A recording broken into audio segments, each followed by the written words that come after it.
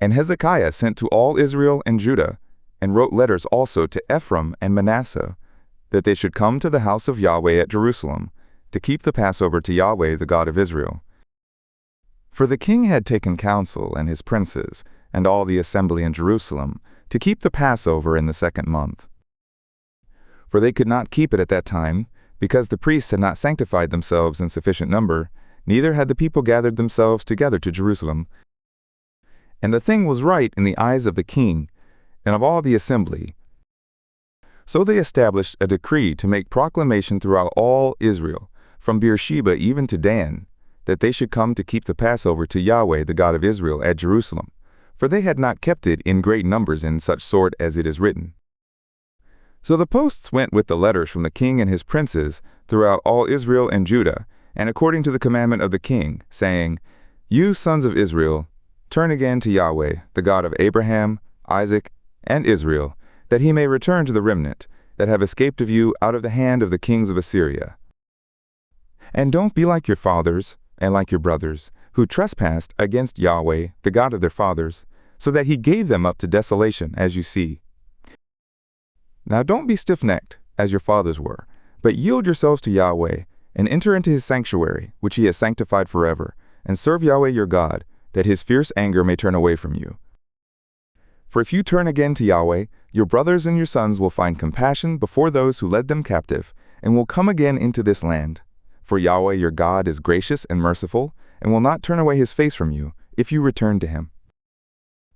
So the posts passed from city to city through the country of Ephraim and Manasseh, even to Zebulun, but they laughed them to scorn and mocked them.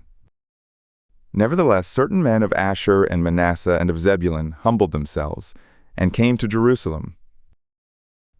Also on Judah came the hand of God to give them one heart, to do the commandment of the king and of the princes by the word of Yahweh.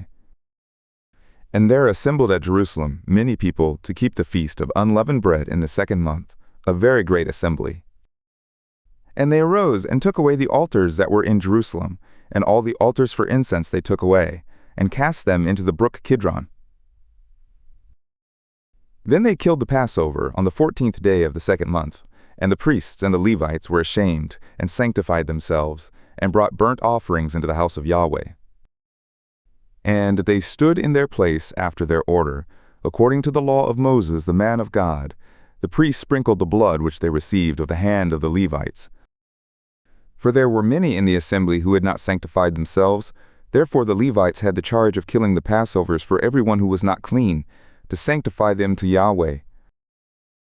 For a multitude of the people, even many of Ephraim and Manasseh, Issachar and Zebulun, had not cleansed themselves, yet they ate the Passover otherwise than it is written.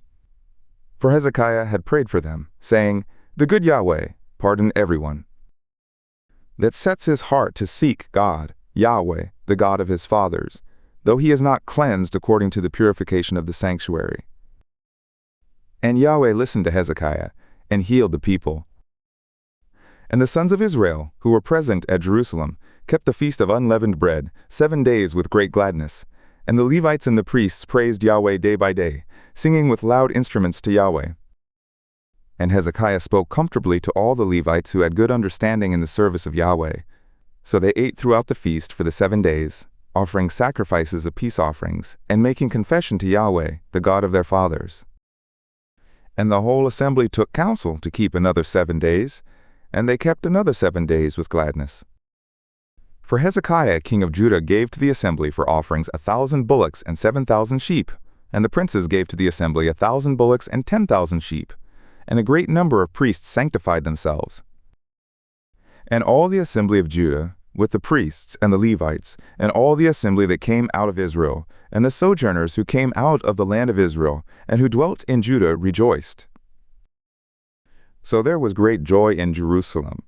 For since the time of Solomon the son of David, king of Israel, there was not the like in Jerusalem. Then the Levitical priests arose and blessed the people, and their voice was heard, and their prayer came up to his holy habitation, even to heaven.